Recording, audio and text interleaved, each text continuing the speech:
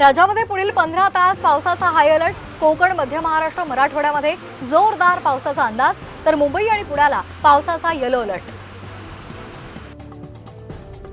खेडमधील कोसळलेली दरड हटवण्याचं काम सुरू. प्रशासकीय अधिकारी घटनास्थळी दाखल. दरड कोसळल्यामुळे वाहतूक बंद होती. लोणावळ्यामध्ये रात्रभर धोधो पाऊस. 106 मिलीमीटर पावसाची नोंद. महिन्याअखेरीस भुशी धरण ओसंडून वाहण्याची शक्यता. सोलापुरात आठवड्यापासून सलग पाऊस सुरू आहे. भाजीपाल्यांचे दर कडाडले. कोथिंबीर, टोमॅटो, मिरची, भेंडी आणि गवारीचे दर वाढले. राष्ट्रवादीचे प्रदेशाध्यक्षपद सांभाळणं कोंबड्या पाळण्याइतकं सोपं नाही. शरद पवार यांच्या राष्ट्रवादीच्या भूषण पवारांचा रोहित पवारांना अप्रत्यक्ष टोला. रामटेक विधानसभेच्या जागेवरून आघाडीमध्ये बिघाडीचे संकेत. जागा काँग्रेस लढणार, रश्मी बर्वे यांचा दावा. जागा शिवसेनेचीच. शिवसेना उद्धव ठाकरे गटाकडून प्रतिदावा. फडणवीसांचे विश्वासू आमदार राजेंद्र राऊत यांनी रात्री घेतली मनोज जरांगे यांची भेट. गावकऱ्यांच्या आणि डॉक्टरांच्या आग्रहानं उपचार घ्यायला जरांगे तयार.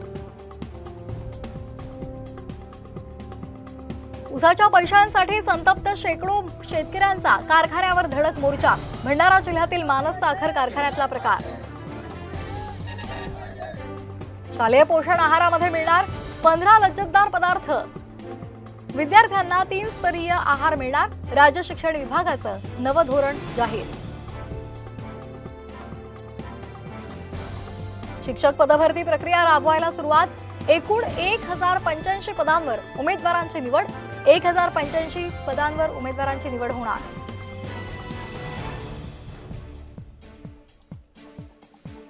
महाविद्यालयांना वर्षातून 2दा प्रवेशाची मुभा. जुलै, ऑगस्ट आणि जानेवारी, फेब्रुवारीमध्ये प्रवेश देता येणार. यूजीसीचा मोठा निर्णय. मुंबईमध्ये बांगलादेशींकडून लोकसभेसाठी बनावट पासपोर्टच्या आधारे मतदान. जुहूमधून एटीएस कडून 4 बांगलादेशींना अटक. नागपूर कारागृहात कैद्यांच्या टोळी युद्धामध्ये 4 जण जखमी. एका कैद्याच्या प्रेयसीबद्दल अपशब्द काढल्यामुळे 2 गटात राडा. जम्मू काश्मीरमध्ये 3 दिवसांमध्ये तिसरा दहशतवादी हल्ला.